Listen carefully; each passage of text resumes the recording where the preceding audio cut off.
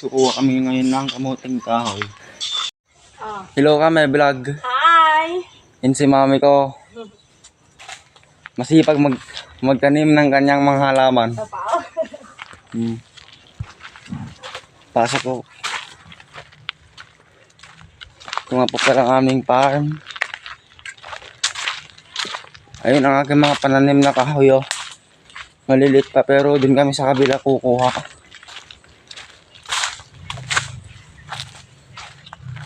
Ito.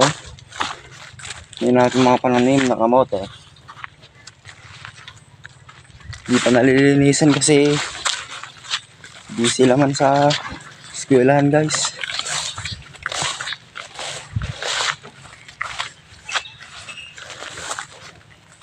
Ito, pinya. Yan.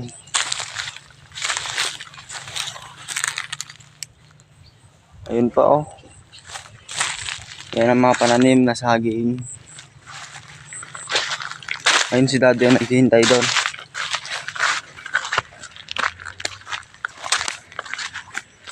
Ingat-ingat.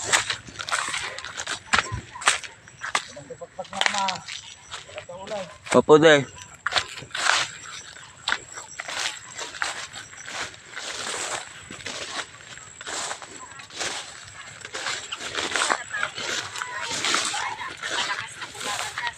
Na kanilang pinagtagpitag apartment.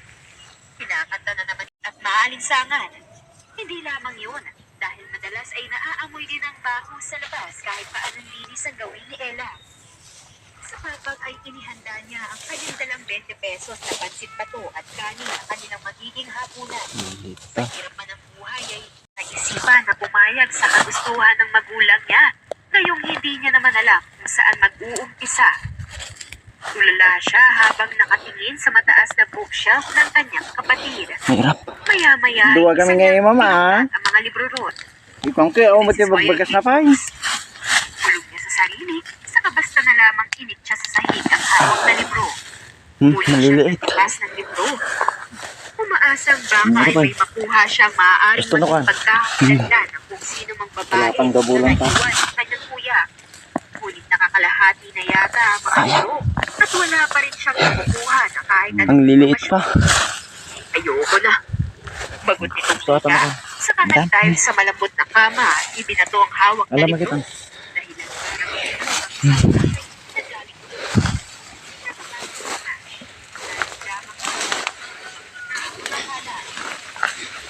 Maya-maya, ay biglang naningkit ang kanyang mga mata ng may isang tila makakainang bagay.